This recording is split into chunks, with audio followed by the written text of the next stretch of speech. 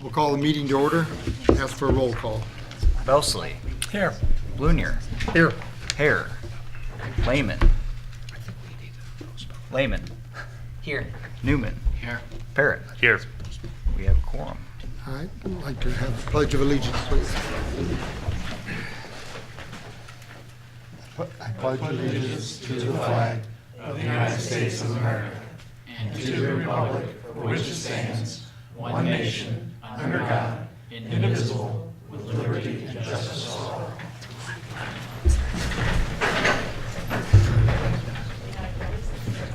And we have one public hearing today.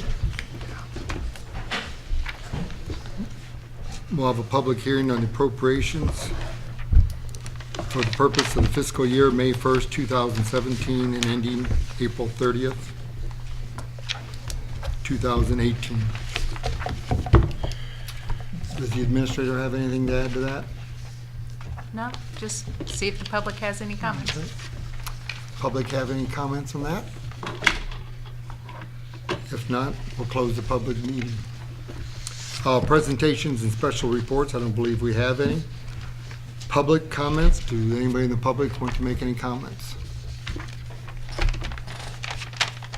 Seeing none. Any requests from the public for removal of items from the consent agenda? Seeing none, consent agenda tonight is the approval of the minutes, the regular meeting, July 5th, 2017, and the approval of the bills. Do I have a motion? I'll make a motion. Second. First and second, any discussion? Roll call, please.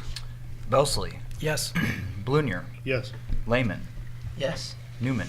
Yes. Parrott. Yes. Motion passes. Thank you. The only item I have tonight is the appointment of Kathy Kemp to the vacant position on the Business Commission for a 3-year term. Could I have a motion, please? So moved. Second. Any discussion? Roll call, please.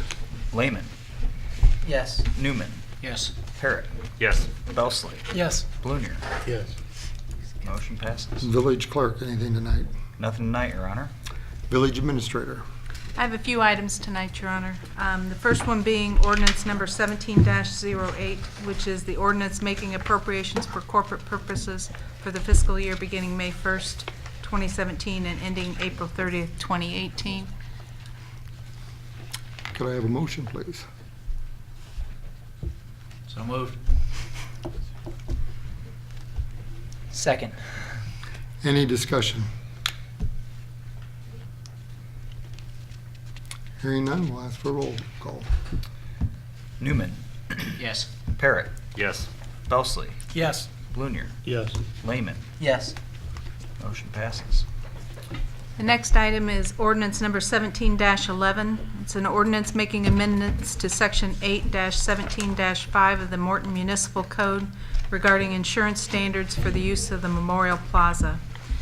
And the background, or do we need a motion first? Yeah, could I have a motion, please? So moved. Second, someone? Second. All right, Sam.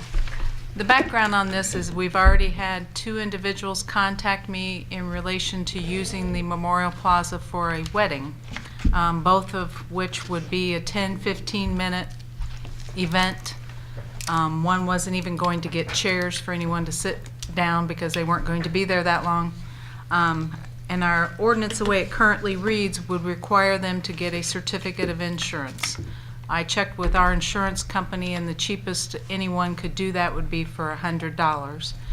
And the majority of people who are doing this are doing it because they don't want to spend a great deal of money on a wedding. Both of the 2 that had called are like, second marriages for them, and they don't, they just want something simple and didn't want to spend a lot of money. So I spoke with the city attorney and asked that there could be some form of a waiver that they could do that we would allow based on a case-by-case basis.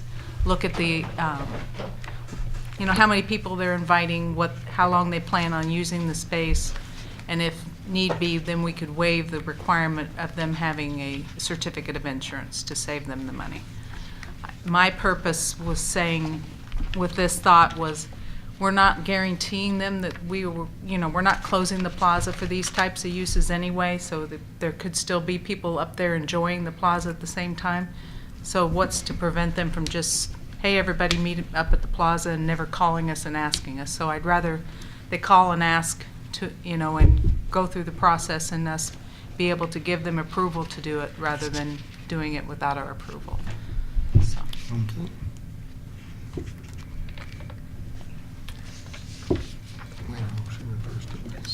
Any discussion by the trustees?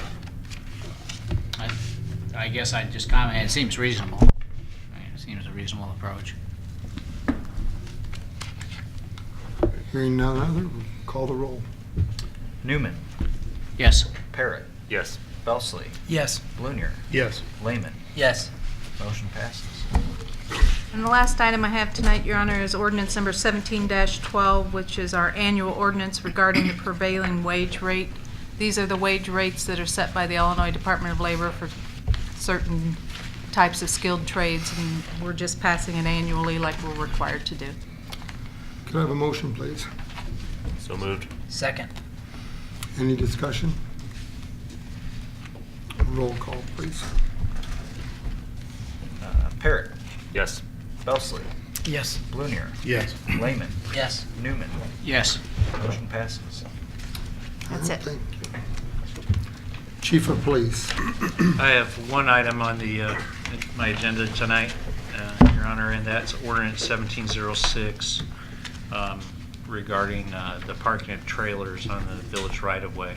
I would ask that Counselor read that and explain that to Then if you everyone. summarize it for us. Sure, absolutely. Thank you, Chief. The revised draft of ordinance 1706 presented in your board packets tonight includes the following new section to be added to the village code, which I'll read in full and then summarize. Section 9-6-20, parking of trucks, semi-trailers, trailers, pull trailers, and recreational vehicles. Subsection A, parking of semi-trailers, pull trailers, tow trucks, tractors, and truck tractors. It shall be unlawful for any person, firm, or corporation to park any semi-trailer, pull trailer, tow truck, tractor, or truck tractor, whether connected to a vehicle or not, on any public street or highway within the village of Morton, or on any lot zoned in a residential district in the village of Morton, except as otherwise specifically permitted in this code. Paragraph B, parking of recreational vehicle or boat trailer. It shall be unlawful for any person, firm, or corporation to park any recreational vehicle or boat trailer on any public street or highway within the village of Morton from 10 p.m. until 6 a.m., or at any time on a lot zoned in a residential district in the village of Morton in a method or manner in which such trailer or vehicle projects beyond the front of the residence or garage, except as follows. Subparagraph 1, it shall be lawful for a person, firm, or corporation to park no more than one recreational vehicle or boat trailer on a lot zoned in a residential zoning district projecting beyond the front of the residence or garage for no longer a period than is necessary for the reasonably expeditious loading or unloading of such trailer or vehicle, and in no event for a period to exceed 72 consecutive hours.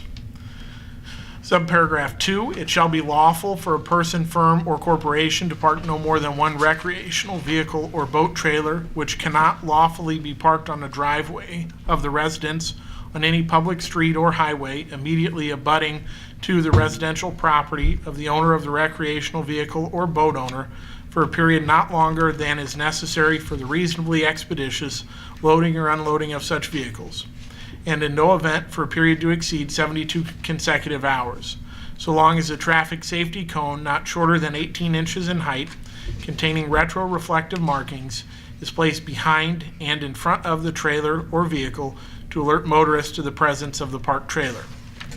Paragraph 3, notwithstanding any other provision of this section, no recreational vehicle or boat trailer may be parked on any curve or street corner. Paragraph 4, the total days in which a recreational vehicle or boat trailer may be lawfully parked on any public street or on a lot in a residential district in a manner which projects beyond the front of the residence or garage shall not exceed 6 days per calendar month. Paragraph C, parking of trailers. It shall be unlawful for any person, firm, or corporation to park any trailer, whether connected to a vehicle or not, on any public street or highway within the village of Morton from 10 p.m. until 6 a.m., or at any time on a lot zoned in a residential zoning district in the village of Morton in a method or manner in which such trailer projects beyond the front of the residence or garage, except as follows. 1. It shall be lawful for a person, firm, or corporation to park no more than one trailer on a lot in a residential zoning district in a method or manner that projects beyond the front of the residence or garage in conjunction with the performance of a service or delivery for the benefit of the lot or the owners or occupants of said lot for so long as may be reasonably necessary for the expeditious performance of the service or delivery. 2.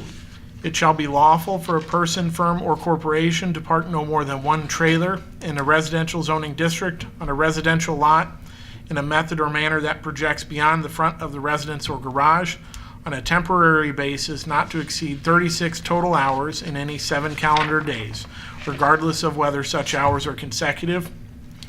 3. No trailer used for the transportation of flammable liquids, explosives, toxic or noxious materials shall be parked or stored in a residential district in any capacity.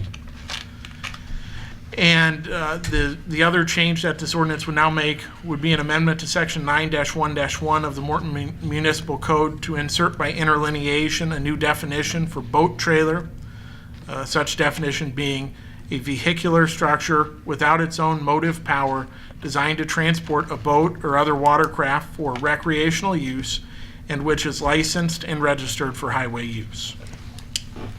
So that's the verbatim text reading of the new additions and changes to the village code.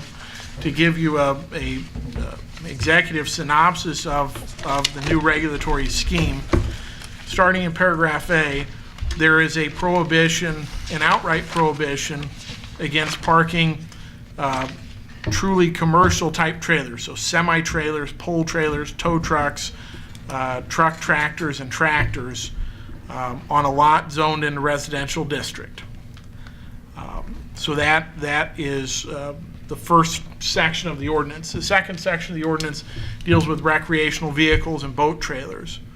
Recreational vehicles and boat trailers would be permitted on the street as long as it's except between the hours of 10 p.m. and 6 a.m., and that's consistent with existing rules. They would be permitted in the driveway for up to 72 hours, consecutive hours for loading and unloading. If the recreational vehicle was of a size where it couldn't be parked in the driveway without obstructing a sidewalk, then the recreational vehicle, or obstructing a road or creating a visibility hazard, then the recreational vehicle could be parked on the street for up to 72 hours as long as traffic safety cones are placed at the front and rear. Subject to the caveat that if they're going to be on the street, they can't be on a curve or a street corner, they need to be on essentially a straightaway. And then we have for the recreational vehicles and boat trailers, we have a proposed limitation of no more than 6 total calendar days per month where it would be parked in the driveway. So that's the standard for recreational vehicles permitted during the day from 6 a.m. to 10 p.m., permitted for up to 72 consecutive hours in the driveway to unload or load, and if they can't fit in the driveway to load and unload, then on the street, as long as you have traffic safety cones. And as long as it's on a straightaway, and it also has to be in front of your house as opposed to 3 blocks down and in front of a neighbor's house. So the next section of the proposed ordinance is paragraph C, and paragraph C talks about other types of trailers. So this could be the trailer used to haul your lawnmower or your four-wheelers or your Jeep or your lawn bags. And those trailers would be permitted on the street from 6 a.m. until 10 p.m. And those trailers would not be permitted on the street from 10 p.m. to 6 a.m. They would be permitted in the driveway in conjunction with the performance of a service or delivery for as long as reasonably necessary for that service or delivery. So if there's a roofing contractor and he's re-roofing your house and he's there for 6 days to do that, his trailer could be on your driveway for the 6 days he's there working. And then in addition, beyond those trailers there as necessary for the performance of service or delivery, we've also included an exception that allows one trailer in the driveway for up to 36 hours in a week, as long as in any of these events the trailer isn't hauling explosives, flammable liquids, toxic materials, or the like. So that 36 hours would be any hours in the driveway. So it could be if you're a contractor in your home, you come home at 6 p.m. and you park your trailer in the driveway at 6 p.m. and you move out at 6 a.m. the next day. That's using 12 hours of the 36 hours that is permitted to you under the ordinance. And then finally, we include a definition of boat trailer, which is a relatively common sense boat trailer definition. That's your executive summary of the substance of the ordinance as well. And both the RVs and campers and the trailers on the driveway is an improvement from our current ordinance. Correct, yeah, the provisions of our existing ordinance don't allow anything, any trailers to be parked in your driveway. So that's an absolute prohibition under our current code, which would be a relaxed standard under this ordinance. Similarly, the parking of the driveways for recreational vehicles and boat trailers, our current standard is 24 hours, and then they could be ticketed and towed. So this is a relaxed standard compared to our existing. All right, Chief, you have anything to add? Well, just that to jump on where the council was last in, and I put a bullet point to try to make it a little easier for the board members, and at the very end, one is that we're not requiring any permits, period, and that the present zoning and 24 hours is much more stringent. Anybody parks on the street for over 24 hours is violation of our 24 hours, and it's a vehicle. And the Illinois Vehicle Code describes the vehicle as any device that carries a person and or property or has it drawn, which the trailers are part of. And under the most stringent portions of the state statute, we could give it a uniform traffic ticket for $120 and have them appear in the Tazewell County Court, as well as towing the vehicle. So what is on the books right now is a lot more stringent than what's being proposed for the public. Okay. Do we have a motion? I'd like to make a motion to approve the ordinance. I'll second. Do we have Do we have opportunity to to discuss? talk about it? You can now. Okay. We have the motions on the floor. Okay. All right, well, first, one area that several individuals that I've talked to have raised concern about is the 6 days per calendar month that was added. And reason being for that is because if this is an ordinance that's meant for safety and an ordinance it's not meant for much more than that, and just also an easy way to regulate, then if there is people who do trips throughout, it could be every weekend of the summer, so to speak, whether it be boating, a recreational vehicle like an RV or something like that. I don't know if I quite agree that 6 days would be enough. And so I guess, I just want to see what other people's opinions are in that. But at least I would think that the weekends themselves should be filled. So maybe by adding an additional weekend in there, so at least 8 days, if not 10. I agree with Clint in that if you really break it down, most people boat on the weekend and they pull the boat home. They put it in the driveway, load it up on Saturday. They go out Saturday, they come home Sunday, and perhaps they go out on Sunday as well and come back. And so 2 days per weekend, I think is a fair way to do it. Or maybe you say 36 additional hours in addition to the weekends. But I think the weekends is what boating is all about. So I agree with you on that. Thanks. And I guess in one more area, I guess, is right now, there's already a lot of laws that are out there that regulate trailers and reflective tape, reflectors and such. And I guess maybe this would be a better question for the chief. But I guess it's possible that a cone could help be more visible, but also we don't want to. We also want to make sure that we're not adding too many rules out there for the public to be able to follow, where we've talked about before, where the cones could be stolen or things like that, but also an 18-inch cone, I guess, so to speak, if there's already a tall or low trailer, if it's illegal to the road, it should already have reflective tape and markers on it. And so I guess I want to see if anyone has a comment, or maybe even police chief or anyone that would have reasons for the. I was in a subdivision this week in Ameren, had 18-inch cones with reflective tapes on all their vehicles. I agree with Clint. I think that if there is reflective tape, I think that's appropriate. I'm not trying to say either that you're Yeah. wrong. I'm saying that I think there's a lot that goes along with the potential. I understand. I think with the cones, with the reflective cones, it becomes a little bit more visible. And yes, they can be stolen. I mean, we have people that put Christmas tree lights out and they get them stolen. So, that happens. Put a yard sign in your yard and it ends up, I've come across yards that have 30-yard signs in them. They came from somewhere. Does crime happen? Yeah, it does, but I'm trying to look after the safety of the whole and not just a smaller mass that doesn't want to purchase those to put those up. I think that the more that we can do to make it safer, the better.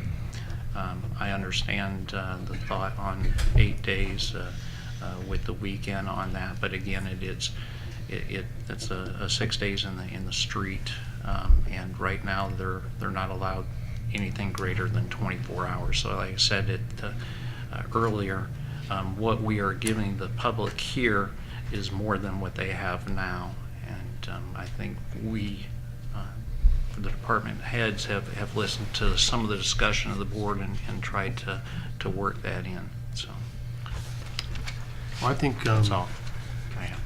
the additional days in the driveway for a boat up to 8, or an RV for 8 days, it doesn't create a safety issue. But if the cone situation does, I'll back you on that. But I'd like to see what everybody else thinks about cones, or about 2 days per weekend in the summertime for a boat in your driveway during boating season. Anybody have any thoughts on that? Are you talking just in the driveway, extending that time just in the driveway? Yeah, I'm trying to separate the two. Okay. Your boat in the driveway is maybe a visual nuisance, but it's not a safety issue. Yeah, I would agree with that.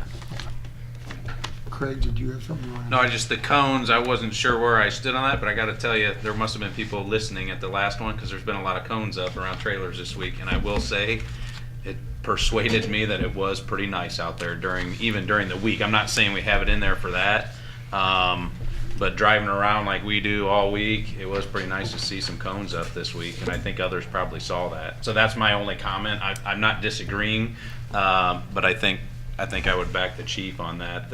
I think that's a very small thing to ask for. That probably is a nice feature that may help. Especially with a lot of these we're still not addressing the oversized vehicles here. So when you talk about RVs, we're talking about some serious width on some of these vehicles. So yeah, if you got a small trailer that's 6 foot, personally, big deal, but a lot of things we're talking about are the boat trailers, the bigger RVs. I think it's a very small thing to ask for, especially on the back of the trailer as you're driving. I would agree with that. I went by a trailer this week that was about 2 feet off the ground, maybe 8-foot trailer, but it had 20-foot aluminum picks, and it had no reflectors, and I didn't see it till I was up on it. It's very dangerous. And my concern is more the traveled way. You guys have heard me talk about that. Our streets, some of our minor residentials, a 34-foot face-to-face allows, if you were to have clear traveled path in both ways, you're talking about only 7 feet, which a car comes very close to fitting in that. Pretty much the other things we're talking about here don't. So you really start to encroach out to where it gets, especially on the collector streets. Not gonna name names, but, Jefferson Street, you start parking on those streets, that's a concern. But I believe that there should be a limitation on the street, but as far as the lot, that's the whole reason why we've became a little bit more lax on what's on the property, because our purpose or our objective is to get them off the street. So if it's in the drive for 6 days or 8 days or 10 days, I don't care. I know that it's off the street, and that's what we want. You just can't block the sidewalks. Well, correct, that's another section as It well. can't be such a big boat to tons Even in with the the sidewalk. vehicle, even people's vehicles can't Right. park across the sidewalk. Chief, you gave an overview at our last meeting on the enforcement side of it, and for the benefit of us, again, the reminders, but also for the public, because safety is the highest concern here. Safety is So, the highest concern. can you, again, just for the benefit of everyone? Again, obviously, if we're driving around from 10 at night to 6 in the morning, it's pretty obvious that a trailer's parked in violation during that time, or a boat trailer or RV is parked there and it's not coned. So we can take note of the license plate number, who it's registered to, and follow up with that during the normal business days, even first or second shift, to make contact and notification with the owners. That's what we'd like to do first. So if officers on patrol see an incident like this or an occurrence, they will make note of it? Or is it more Yeah. reactionary Well, from a complaint from a neighbor, or? Both. We can't be, we're not omnipresent, Right. so we need the eyes and ears of the public to assist us here. And if there is somebody who has it coned, we're not gonna know that it's been there 3 days, 4 days. Much like vehicles that are parked in front of a house now. I don't know that it didn't move 150 feet, from the night before when I'm driving around again. But the public knows that, and they know if a vehicle's been sitting there. We get a call from it, and then we'll respond to that as well. Again, individuals are able to call us Yeah. anonymously. We don't give that information out. I think, and I just want to comment, historically, to my knowledge, I think our employees, all departments across the board, I mean, from zoning, public works, police, emergency response, I think we have a very good track record in terms of trying to be, use good discernment with enforcement. And regardless, I guess, of what we end up here, I would only hope that would continue. I think the general sentiment is we can appreciate and we certainly understand the need for safety on this, but I just don't want to have it be overly cumbersome for the citizens. Obviously, common sense and discretion come into play here. And I guess I'll leave it at that. I don't think we're going to be on a witch hunt looking for violators, but when we see violations, I guess you'll follow up accordingly. I have police officers, Yeah. not code enforcement officers, much like some cities have, that they look for certain violations of the code, or if you drive downtown Peoria where there's specifically looking for parking violations. We have a number of other things that we're out there looking for the public, but this is just one item. We will place it where we believe it needs to be placed.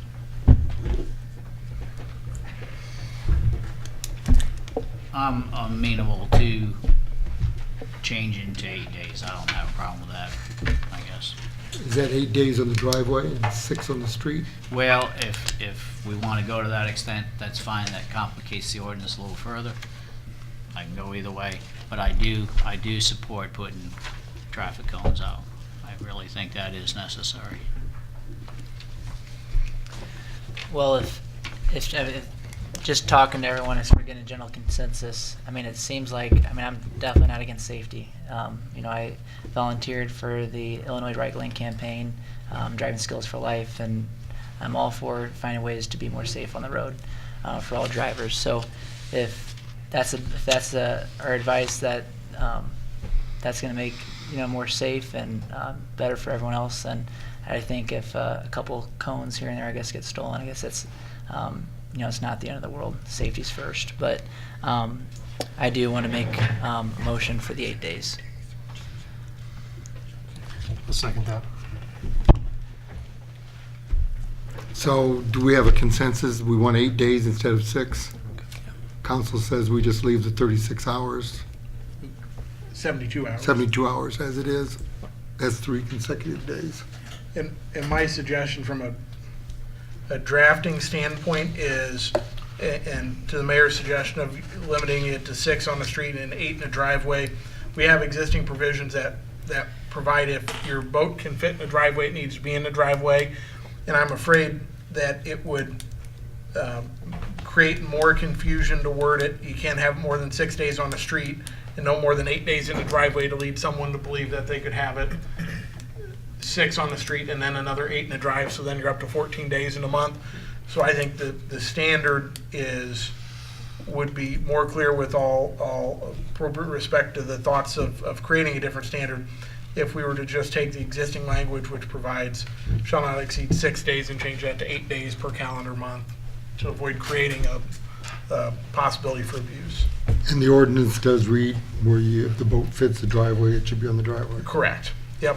So in paragraph B, subsection 2, it says, it talks about it being lawful to park a recreational vehicle or boat trailer which cannot lawfully be parked on the driveway of the residence. So that's lawfully meaning it doesn't obstruct the sidewalk, it doesn't extend out into the road, it doesn't unreasonably impair visibility. So it does essentially say it's to be in the driveway. If it can be safely and legally in the driveway, it can't be safely or legally in the driveway, then it can be on the street. Okay, so if it's a consensus of the board, would the first and second motions be willing to amend that motion to 8 days instead of the 6 days? So moved. Second that. And who made the I first? made the motion. Who made the second? Same, or Nate. Nate? Okay, so we'll go with their motions because Okay. they have to amend theirs, makes it much easier. I believe it or not, I voted on three amendments and then the motion, let's not go there. So if there's no more further discussion, we'll call the vote. Belsley, Yes. Blunier, Yes. Lehman, Yes. Newman, Yes. Parrot. Yes. Motion passes. Thank you. Thanks for everyone's hard work. That's been gone through for hours, so, and the trustees likewise. All right. Corporate counsel. One item on the agenda under my report tonight, Your Honor, is ordinance number 17-14, an ordinance approving an option and land lease agreement with DRA Properties LLC for the gas distribution site on North 3rd Avenue.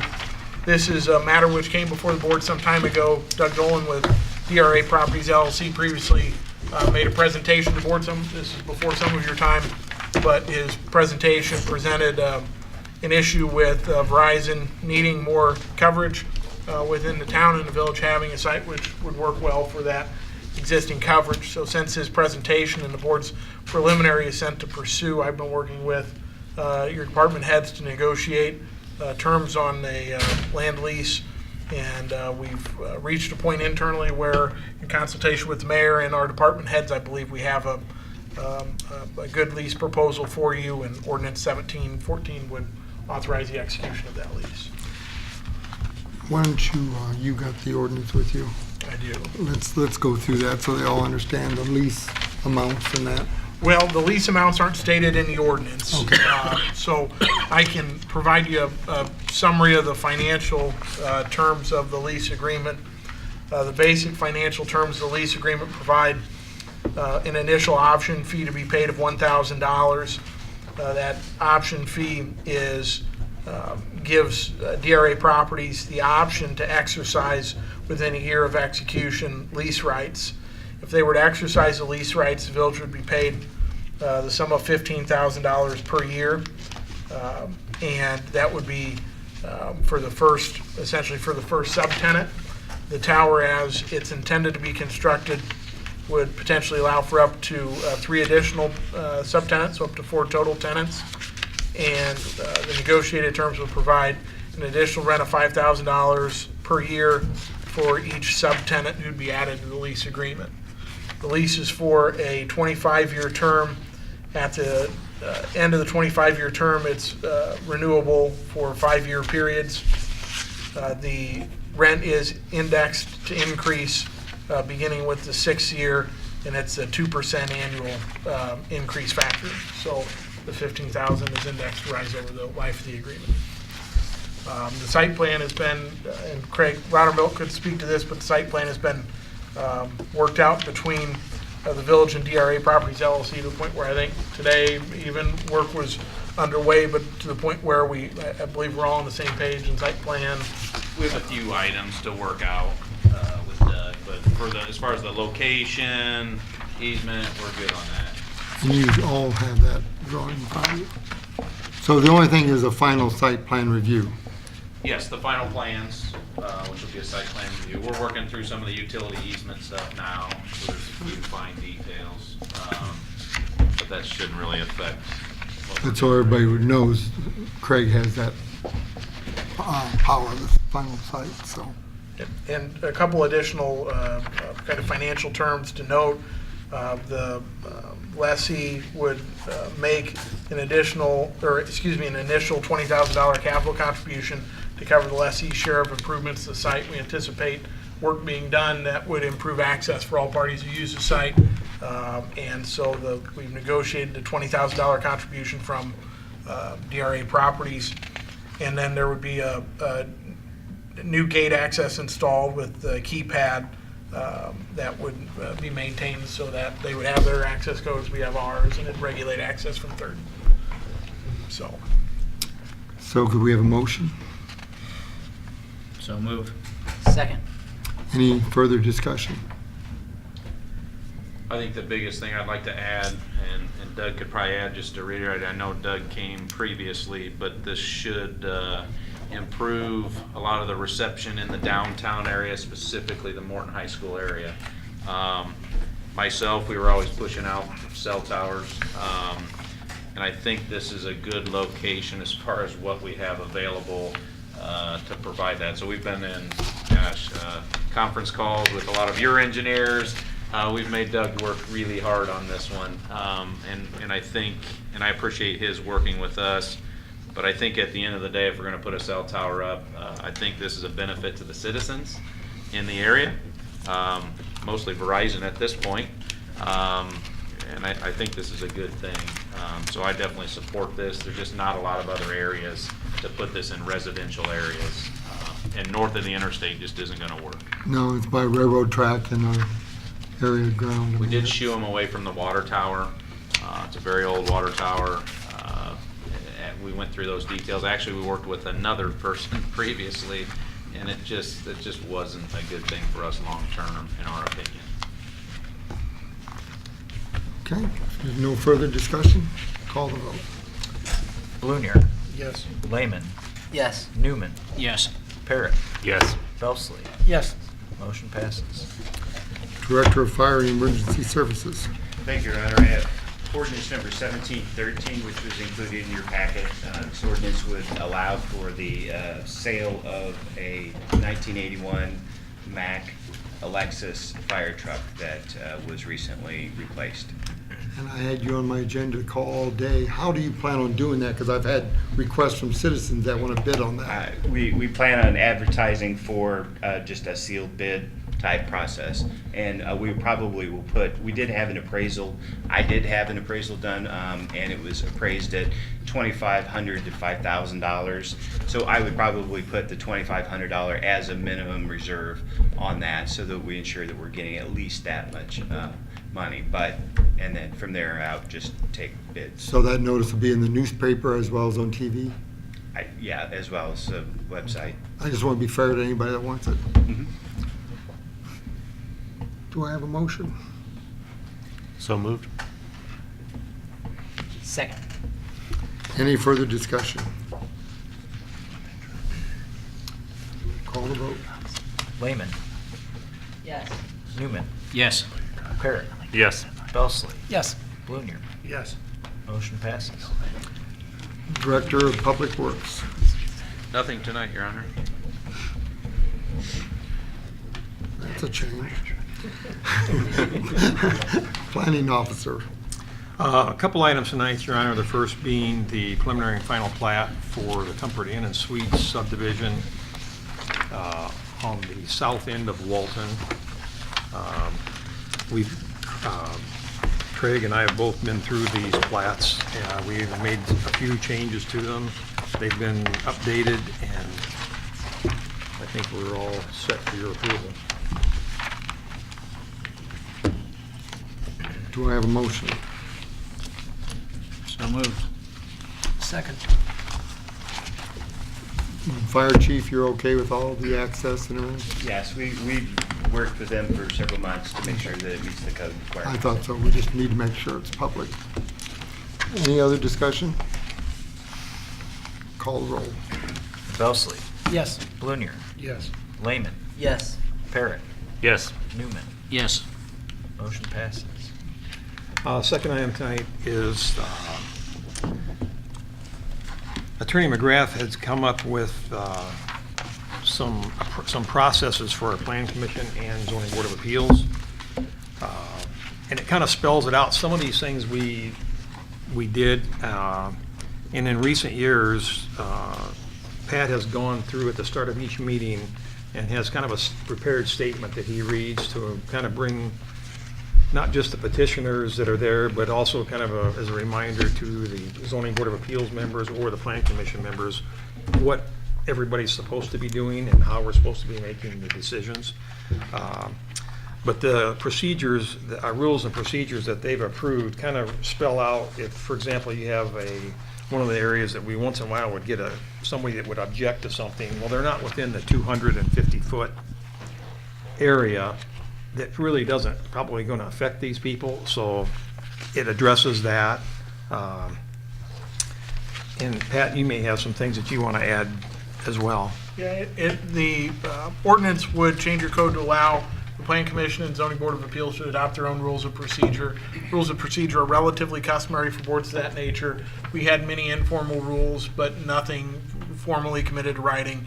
And it's my preference and recommendation that we have written rules of procedure. A couple of the other issues we sometimes have is people want to testify by written documents. So people go around a neighborhood and collect statements from their neighbors and bring them to the meeting. Traditionally, that hasn't been accepted as evidentiary because the people aren't there to make the comment themselves, be cross-examined or questioned by the board. So we address that. We address how exhibits should be submitted. It gives everybody, anybody in a contested hearing or even an uncontested hearing, a better written framework to know what they should do to be well prepared to present their case, and it also helps the board as well. So the ordinance is pretty straightforward. It says the ZBA and the Plan Commission would have the legal authority to adopt their own rules of procedure, which I've been working with the ZBA and Plan Commission on. Could we have a motion? So moved. Second. Any further discussion? Call the roll. Newman. Yes. Parrot. Yes. Belsley. Yes. Blunier. Yes. Lehman. Yes. Motion passes. Trustee Belsley. Yes, I have one item, Your Honor, but before I did, I think we're coming around a little slow to make these motions for you, and I think we're just not quite adjusted to you being the mayor yet, instead of leading. Now you know charge. why I always made the motions fast, huh? Right, so we're coming around to that. Thank you. I did have one item. In your packet, you have a list of facade grant applications that are being recommended for approval by the Business Development Commission. There's a total of 7, and you see the disbursement of the funds, and that's based on $50,000 allotment, total of $100,000 annually. And as you will recall, there's 2 grant rounds that we've had. This is the mid-year. And again, these are the recommendations that were made at last week's meeting by the Business Development Commission. And with that, I'd make a motion to approve. Second. Second. Thank you, Ken. Any further discussion? The only thing I'd add on this is the board has the benefit of the list of the recipients and the information on it. I have asked our administrator to, for the benefit of the public, since these are public dollars, to put this information on our website as well. I'll add one note that I didn't even think about, but I do have the total cost of all the projects that are involved is over $178,000 in total projected costs. So $50,000 in assistance is less than a third of what their total costs are. So. Thank you. That's a good point. Yeah, thank you. If I may ask for a little background on what this grant,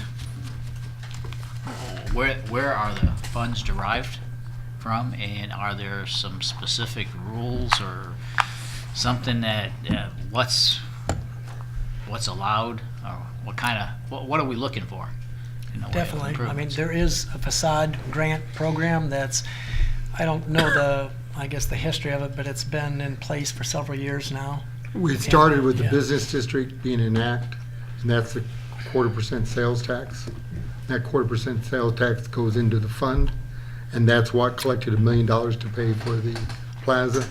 And then we also started years ago having a $50,000 grant program, and now it's $100,000.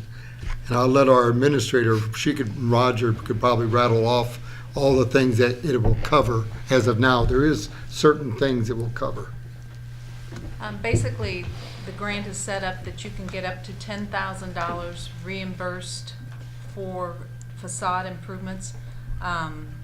That's half of your project, so if your project is $20,000 or more, you're going to get $10,000. They will cover pretty much anything that is placed on the facade itself as an improvement, doors, windows. They do not include vinyl siding. They do include any other types of masonry or siding. Repairs to the roof that is visible from the street. Lighting. Fascias. Lighting improvements. Lighting, signage. They will pay for digital signage, but not in the downtown area because they did not want to fund. Those are allowed by Village Code, but they did not want to fund. They didn't want downtown to become like Vegas Strip or something with a bunch of lighted signs, that type of lighted signs. So, what am I forgetting? What else? I think you did well. And in addition to that, you can either in a separate grant or at the same time apply for architectural or engineering assistance up to $5,000, which is again half of whatever you're paying out. The kicker that makes this difficult for some people, we do it in January and usually mid-June each year. You cannot start any of the work on your project until it's approved. And so a lot of people say March will think of something they want to do, but they don't want to wait until now to get an approval letter to start the project. So that's the only part that becomes difficult for people. We are looking, the district commission is looking to revise this program in the upcoming rounds. So we may be coming, because the board approves any changes to the program itself and the stipulations and what's guidelines of the program. So we are looking to revise it come maybe the January round to maybe enhance it or change it totally. They've just not really nailed it down what they've thought that they ought to recommend to the board to do. And the whole idea of it was to improve our business look. So it's not just downtown, but it's like where Tassel floor covering was. They added those canopies. It started with a lot of canopies, things, and now in the last 2 years, I think they started including engineering to a limit, and you have to get 2 bids on your stuff. And so One of the star projects I always point to is Lonnie Byers and Byers Automotive out on Jefferson. He took that building and, $10,000 was a small amount of money that compared to what he put into that building, but that's the type of thing they would like to see happening. Because the purpose of the business district tax is to improve the blighted downtown or the blighted business district itself. It includes the majority of the business districts, Field Shopping Center, out towards Walmart. It includes everything that the enterprise zone covers is also included in the business district. So. And that is, they're an advisory board, so any rule changes, this board has to make all the rules and set the amount. So we used to only do 50, we do 100 now. That could be reduced to 50, or that could be changed and do something else. And we collect between around probably 30,000 a month in that sales tax. And that sales tax pays for parking lots and different things like that. Thank you. Randy, do you want to add anything to that? No, Julie covered it very well.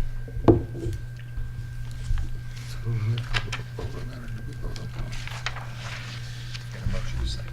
Okay, then we'll call the vote. Parrot, Yes. Belsley, Yes. Blunier, Yes. Lehman, Yes. Newman. Yes. Motion passes. Trustee Boone, I have nothing tonight. except you're going to help with these motions quicker. I'll work on that. Trustee Lehman. Nothing tonight, Your Honor. Trustee Hare's not here. Trustee Newman. Nothing tonight, Your Honor. Trustee Parrott. Nothing tonight, Your Honor. Then we'd ask to go into closed section for the purpose of discussing collective negotiation matters between the village and its employees or their representatives per 5 ILCS 120-2C2. Could I have a motion, please? So moved. Mr. Parrott, second. Second. Call the roll. Belsley, Yes. Blunier, Yes. Lehman, Yes. Newman, Yes. Parrott. Yes. We're adjourned to executive.